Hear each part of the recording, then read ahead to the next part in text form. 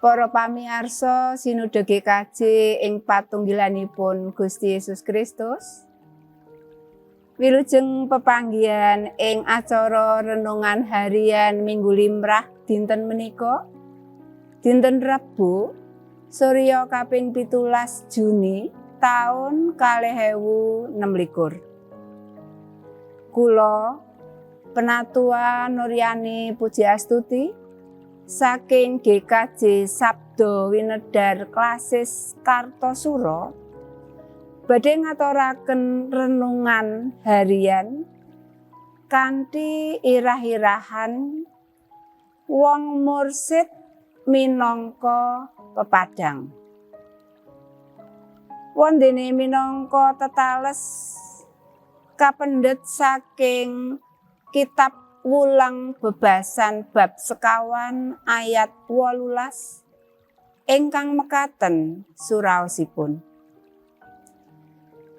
Nanging dalane wong mursid iku kaya pepadang ing wayah esuk kang mundhak-mundhak padange nganti tumeka wayah tengange.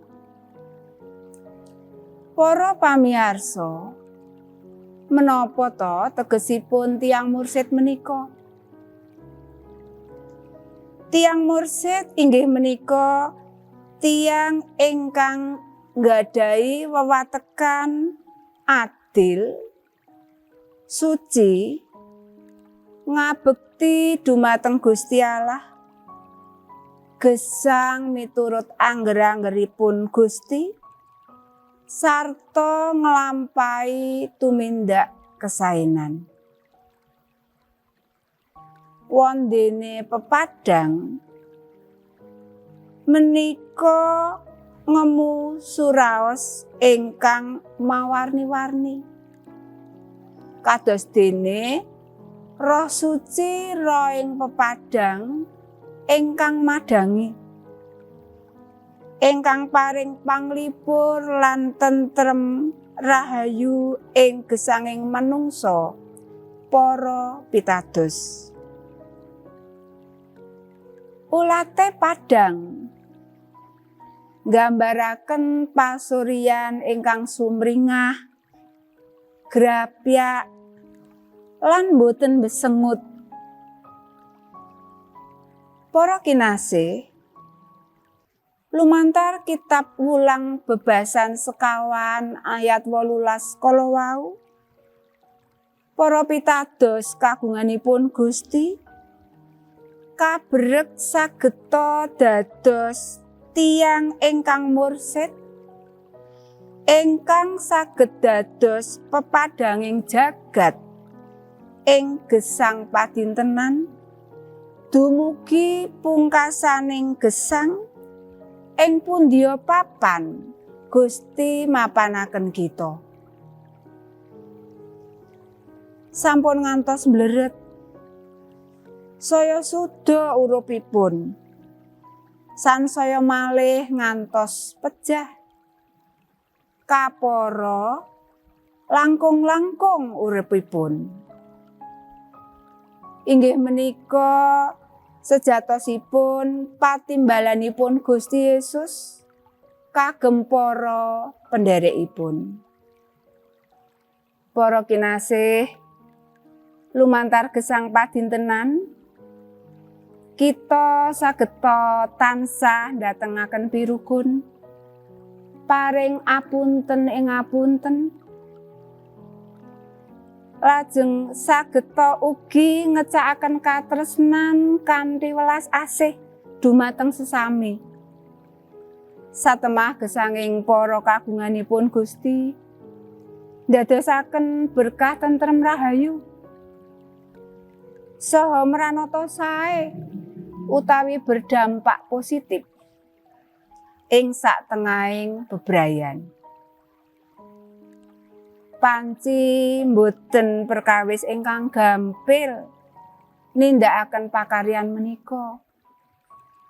Awit kathah godhanipun. Sae panggoda saking diri pribadi, awit dene sifat ingkang mentingaken diri utawi ego, menapa dene panggoda ingkang datengipun sak kiwa tengenipun kita utawi lingkungan kita.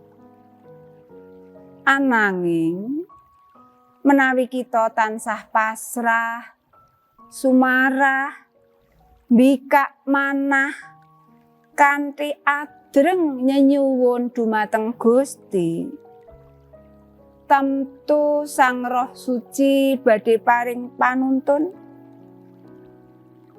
Ugi kita purun gesang miturut dawuhing Gusti.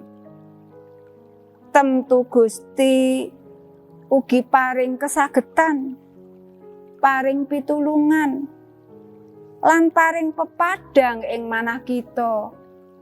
Satemah kita kasagetaken nindakaken sifating tiyang mursid ingkang dados pepadang.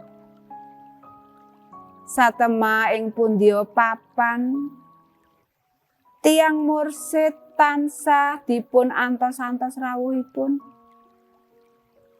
dening asanes lan ugi kathah sedherekipun, awit saged ngguyupi lan ndatengaken kabingahaning asanes.